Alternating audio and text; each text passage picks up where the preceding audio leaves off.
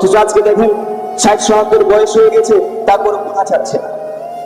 এরকম মানুষ আছে না? হাজার হাজার মানুষ আপনাদের বাগডাঙ্গার ভিতরেই আছে, চুল পেকে গেছে, দাড়ি পেকে গেছে, অথচ গুনাহ ছাড়ছে না। সিগারেট টান মারে, তারপরে গুল খায়, জর্দা খায়, তারপরে হারাম খায়, সুদ খায়, ঘুষ খায়, মারামারির সাথে জড়িত, অন্যায়ের সাথে জড়িত। আছে না? নাই আছে। শুধু বাগডাঙ্গা না, সব জায়গাতেই আছে। সব জায়গাতেই এরূপ মানুষ আছে। ও দাড়ি পেকে গেছে, চুল পেকে গেছে, তবুও অন্যায় করে ছাড়ছে না, গুনাহের কাজের সাথে জড়িত হয়ে চলছে, কাজ করে চলছে, গুনাহ করতে আছে, অনবরত চলছে। দেখুন একটি হাদিস আপনাদেরকে শোনাই, সময় শেষ পর্যায়ে দেখুন একটি হাদিস আমি আপনাদেরকে শোনাই।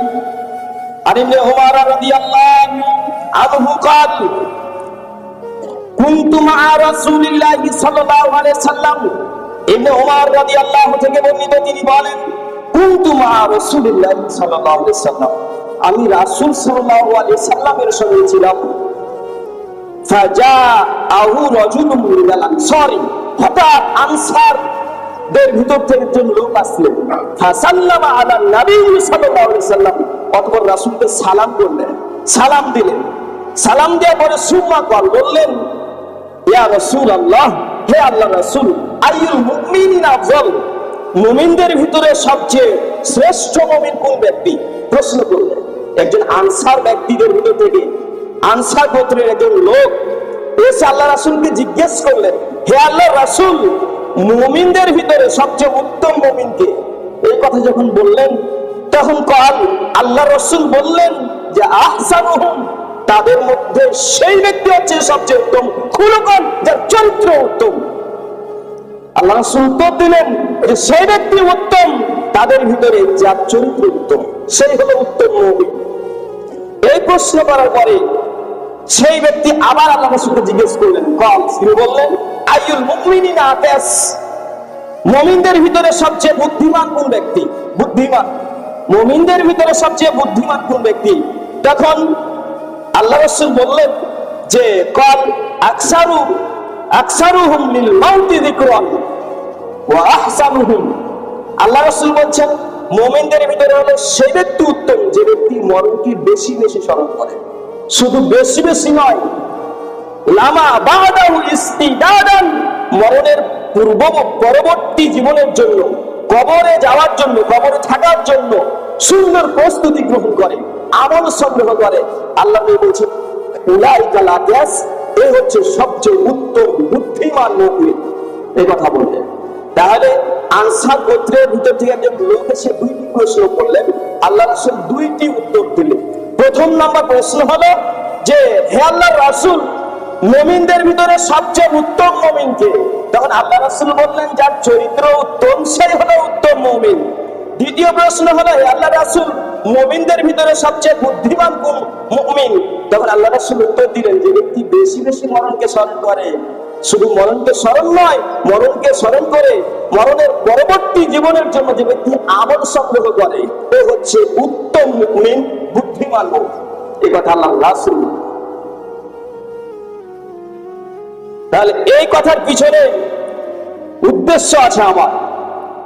দেখুন, প্রথমে আল্লাহ রাসূল বললেন যার উত্তম চরিত্র সে হলো উত্তম মুমিন। কিন্তু আজকে আমরা উত্তম চরিত্রের ওয়ালা হতে পারিনি, উত্তম চরিত্রের অধিকারী হতে পারিনি। আজকে দেখেন নামাজ পড়ছে, ঠিক আছে, নামাজ পড়ছে, গায়ে পাঞ্জাবি আছে, তারপরে জুব্বা আছে, টুপি আছে, দাড়ি আছে, সাদা চুল, পাকা চুল, এরপরে মিথ্যা কথা বলে, তারপরে মিথ্যা কথা বলে, গীবত করে, তারপরে চার স্টলে বসে আড্ডা দেয়, এরপরে সিগারেট খায়, ঘুষের সাথে জড়িত, হারামের সাথে জড়িত। এমন মানুষ আমাদের সমাজে অহরহ। এই মানুষের চরিত্র এখনো ঠিক হয়।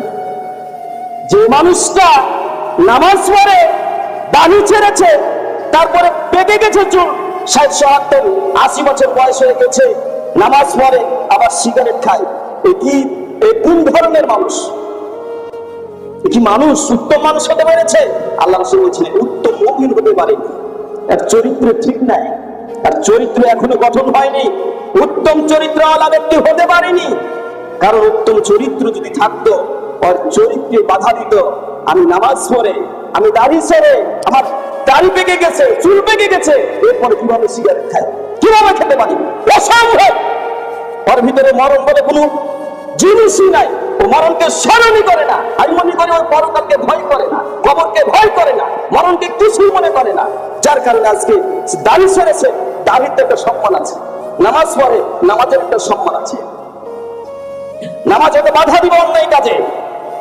আল্লাহ তাআলা নিজেই বলছেন কোরআনের ভিতরে সূরা আনকাবুত 45 নম্বর আয়াতে আল্লাহ তাআলা বলেছেন, দেখে নেবেন যে নিশ্চয় নামাজ মানুষকে অন্যায় থেকে, অশ্লীল থেকে নামাজ মানুষকে বাধা দেয়। যে ব্যক্তি নামাজ পড়ে তার দ্বারাই অন্যায় হতে পারে না, যে ব্যক্তি নামাজ পড়ে তার দ্বারাই হারাম খাদ্য মুখে ঢুকতে পারে, অসম্ভব। হারাম কথা আমার দ্বারাই কখনো মুখ দিয়ে বের হতেই পারে না, অসম্ভব। অতএব আজকে দেখুন হারাম খাদ্য খাচ্ছি, দাড়ি পেকে গেছে, চুল পেকে গেছে, এরপর হারাম খাদ্য খায়। হায় আফসোস, আপনি মরলে কি হবে?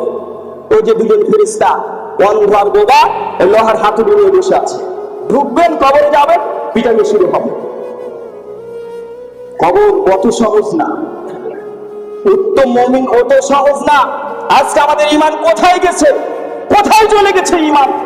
ঈমান আজকে আমাদের নেই বললেই চলে। আজকে দেখবেন আমি তো একটা মানুষের কথা বলি, একটা মানুষের কথা বলবো বলে আমি গত 2 জমা থেকে নিয়াত বেঁধেছি, কিন্তু বলতে পারছি না, সময় শেষ। মানুষের চরিত্র কোথায় গেছে? আমি গত 15 দিন আগের কথা বলছি। 15 দিন আগে একদিন 2 জনের কথা বলবো আমি, আর 1 মাস আগের একজনের কথা বলবো, খুব শেষ করবো। 15 দিন আগের একজন কথা, 2 জনের কথা আগে বলি। একটা বৃদ্ধ লোক, ওর একটাও চুল পাকা নাই, না কাঁচা নাই, সব পাকা, দাড়িও পাকা। আমি নতুন ব্রিজের ওখানে এক বন্ধুর সাথে গেলাম, ওই যে নিচে বসলাম, বাগানে বসলাম, আমতলায় বসে আমি ছটফটি, যেটা হালিম বলে, এটা খাচ্ছি। খাওয়ার সময় দেখলাম রাস্তার উপরে, বাজার রাস্তায় একজন বুড়া বসে আছে, তার চুল সব পাকা, দাঁড়িয়ে পাকা। এই জায়গায় বসে এমন একটা কথা মুখ দিয়ে উচ্চারণ করেছিল, আমি এগুলো বলতে লজ্জা লাগে, বলতে পারবো না, এমন কথা আমি বলতে পারবো না। এমন একটা কথা বলছে চটপটি আলার সাথে, এমন ভাষায় কথা বলছে যা বলা সম্ভব নয়। এত জঘন্য নোংরা কথা বলছে। দেখেন এত বৃদ্ধ একটা মানুষ, চুল গেছে পেকে, দাঁড়িয়ে গেছে পেকে।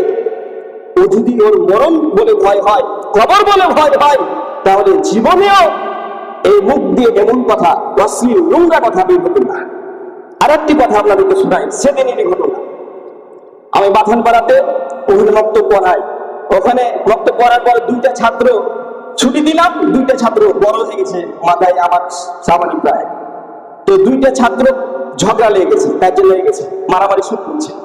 তো ছুটি দেওয়ার পরে আমি তাদেরকে ছুটাতে পারছি না, এমন ভাবে মানে তারা ঝগড়ায় লিপ্ত হয়েছে। তো দূর থেকে একজন লোক আসছে, দড়িয়ে আসছে ছুটার জন্য। ওই যখন আলো, তখন আমি কিন্তু মসজিদে ঢুকে গেলাম। ঢুকানোর পরে ওই ছেলে দুটা, ওই ওকে গালি দিচ্ছে, ওই ওকে গালি দিচ্ছে, খারাপ ভাষায় একটু গালিতে দিয়েছে। দেওয়ার পরে তাদের মারামারি ছুটিয়ে দিয়ে লোকটি বাড়ি চলে গেল, ছেলে দুটা চলে গেল। এরপরে 2টা মহিলা আর একজন ব্যক্তি আসলো। দিয়ে 2টা মহিলা বলছে, মুখের ব্যাটাটা ভালো লাগে, ওর মুখ খারাপ। তখন ওই আর একজন ব্যক্তি আছে, বয়স তার 50-এর উপর, সে বলছে, কার ব্যাটা এটা? তোর মুখের চোদা ভালো লাগে। এই কথাটা রিপ্লাই দিয়েছে নিম্নে 7-8 বার। আমি কিন্তু মসজিদের দরজার ওখানে, আর তারা আমার থেকে দূরে।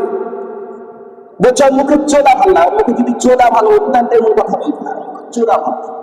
এই কথাটা নিম্নে 7-8 বার বলেছে।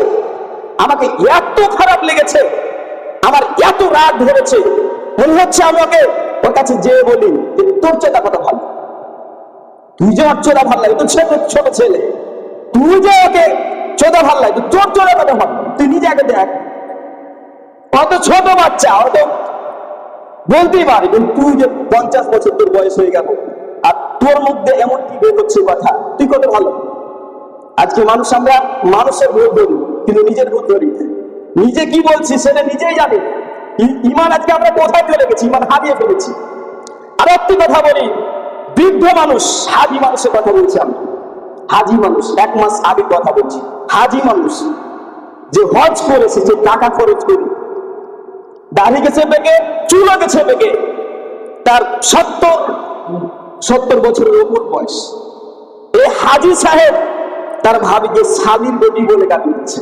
এবং কি শালীর বেটি বলে এত অশ্লীল ভাষায় গালি দিচ্ছে, যা প্রকাশ করা অসম্ভব, অসম্ভব। তাহলে দেখেন, এই হাজি হজ করে এসে সে এই অশ্লীল ভাষায় গালি দিতে পারে কিভাবে? কিভাবে দিতে পারে? ওর চরিত্র ঠিক আছে? ওর চরিত্র ঠিক নেই, ওর ভিতরে ঈমান নাই। আজকে আমি সত্য কথা বলছি, যদিও খারাপ লাগে, সত্য কথা, হক কথা আমি আপনাদের সামনে তুলে ধরছি। অহরহ হাজি আছেন, আর আপনি হজ করে এসেছেন, নিজেকে পরিবর্তন করুন। জীবনে তো অনেক গুনাহ করেছেন, আপনি হজ করে এসে আপনি নিজেকে পরিবর্তন করুন। অন্তর কেন এত খারাপ? চরিত্র কেন এত খারাপ? আজকে আমাদের অন্তর পরিশুদ্ধ নয়, অন্তরের ভিতরে ভেজাল জং ধরে আছে, মরিচিকা ধরে আছে। আজকে আমরা হজ করে এসে পরিশুদ্ধ করতে পারলাম না। এতই হতভাগা আমরা, কপাল পোড়া। এই সমস্ত মানুষগুলো মরলে কি হবে সেটা আল্লাহই ভাবেন, আল্লাহু আ'লাম। অতএব সময় শেষ, আরো কথা ছিল বলতে পারলাম না। হায় আল্লাহ, তুমি আমাদের সকলের অন্তরকে পরিশুদ্ধ করো, সকলকে তুমি হেদায়েত দান করো, সকলকে তুমি চরিত্রওয়ালা ব্যক্তি বানিয়ে দাও, সকলে করি আল্লাহুম্মা আমিন। হায় আল্লাহ, আমরা নামাজ পড়ে সালাত আদায় করে যেন সিগারেট না খাই। আল্লাহ, তুমি এই হারাম খাদ্য থেকে আমাদেরকে বিরত রাখো, আল্লাহুম্মা আমিন। হায় আল্লাহ, আমরা যেন দাড়ির মর্যাদা দিই, আমরা যেন পোশাকের মর্যাদা দিই, আমরা যেন নামাজের মর্যাদা দিই। হায় আল্লাহ, তুমি আমাদের সকলকে সেই তৌফিক দান করো, সকলে করি আল্লাহুম্মা আমিন। এই বলে বক্তব্য শেষ করছি। তার আগে হায় আল্লাহ, তোমার 2 জন বান্দা কিছু টাকা দান করেছে। হায় আল্লাহ, তুমি এই দানগুলিকে তুমি দান হতে কবুল করে নাও, আল্লাহুম্মা আমিন। হায় আল্লাহ, তুমি এই দানের বদলে তার আত্মীয় স্বজন যারা মারা গেছে, অন্ধকার সেই মাটির নিচে শুয়ে আছে, আল্লাহ তুমি তাদের সেই কবরকে তুমি জান্নাতুল ফিরদাউস দান করে দাও, সকলে করে আল্লাহুম্মা আমিন। এই বলে বক্তব্য শেষ করছি।